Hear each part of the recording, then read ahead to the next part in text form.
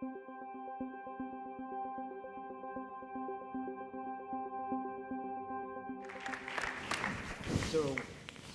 good afternoon, everyone.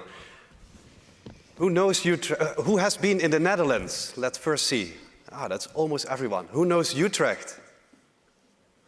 Almost everyone. Utrecht is the neighborhood next to Amsterdam.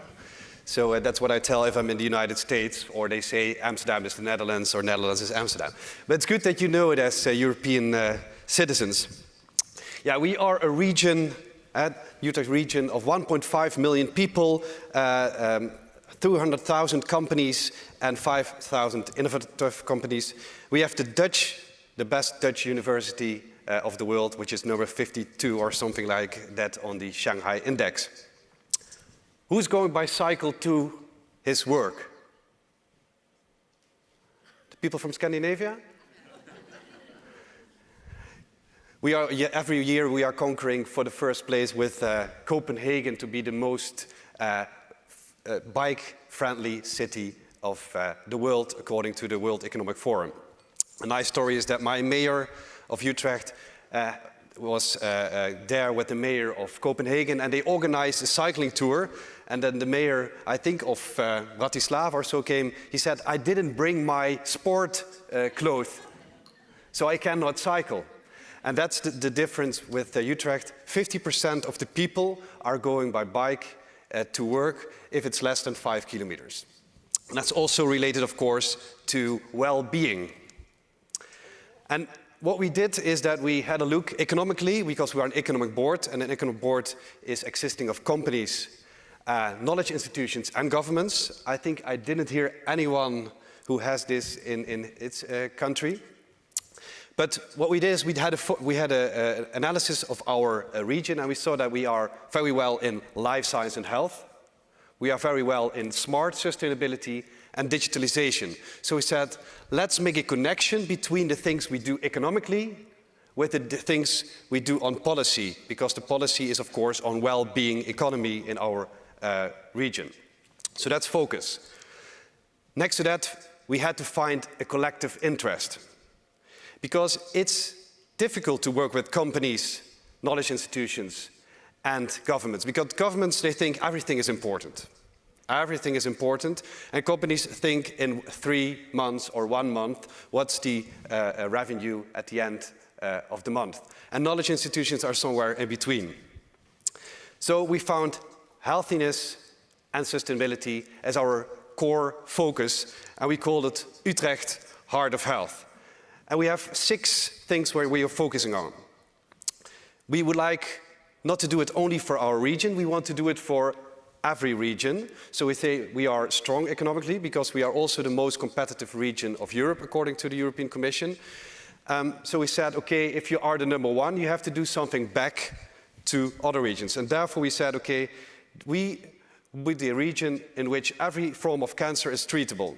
We want to be the region where we conquer pandemics, and we will be the region without emissions with car, and where a neighborhood contributes to well-being, and the social connection should be for a healthy and vital environment. It's nice to have those ambitions, but we have to bring it in practice. Because I heard a lot of policy today and ideas, and it is important, the why, but how are we going to do it? And that's actually my challenge, because I have to bring those 3 strengths together. Because first of all, if I see it in my region, there is a different interest between the cities and the municipalities.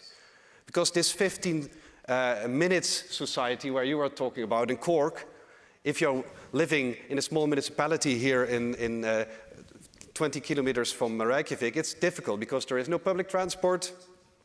And that's the same discussion I have. So we have to think, how can we solve this? Secondly, my day-to-day business is to see, okay, we have this focus, but what's in it for companies? Companies want to have short-term and project-wise ideas. I will show some of them afterwards. So that's also for you as policymakers. Be aware of the fact that a company, for them it's it's not their intrinsic value yet. It can become their intrinsic value if there is a business case or if they have to work on it. And it's always making a little bit of money and make the world a little bit better. Because if you ask a company to work on the world peace, he will stop. He will not come to the second meeting anymore. Third of all, preventive health for employees and citizens. I think that's something where you find a common ground, because that's important for governments, but that's also important for companies, because they want to have their citizens or their employees, which are also citizens, very healthy in the office or where else. And as I told, there are the working culture differences between governments, knowledge institutions, and businesses.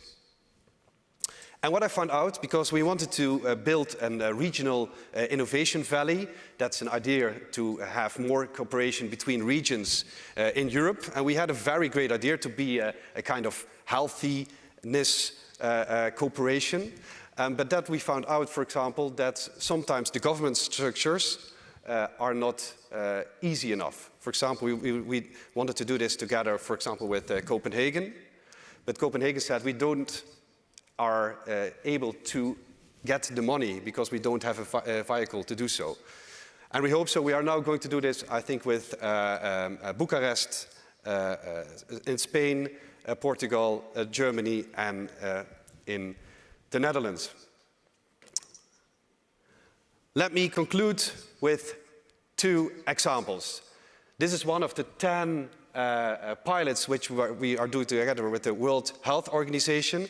And it was nice, last year with the delegation of the Economic Board, we went to Copenhagen, to the World Health Organization, and we said, okay, this neighborhood, Cartesius, is based on blue zones. And it's made by the government, a construction company, the Dutch railways, and some other organizations. And we took the goal of the Minister of Health, and he said, I want people to become 5 years, have a 5 years longer life expectancy, but healthy, happy, and in good health. So we said, okay, in this neighborhood, we are going to do this in practice, based on the blue zone principles. In practice, that means 0.2 parking slot per person. I talked to someone of the United States. He said, okay, 0.2, that means only 1 parking slot per 5 persons. But that means that the city of Utrecht is growing already for many years, but the number of cars are staying stable. Secondly, a lot of green. Try to have a lot of green because it makes a more healthy surrounding. Because we have a lot of air pollution, actually, because we're in the middle of the country.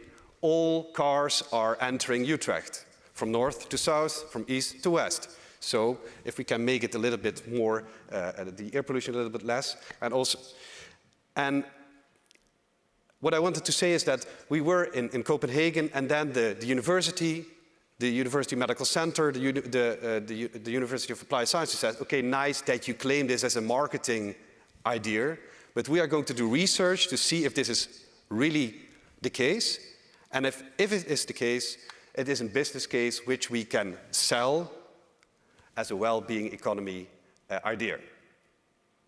I see my time is up. It's over. Have a look on the Princess Maxima Center on internet. What we did there is it's an oncology center for children where 5 oncology centers came to one to be the best one of Western Europe. And also I have a small movie of only 1 minute, and that's a kind of conclusion of what I told you.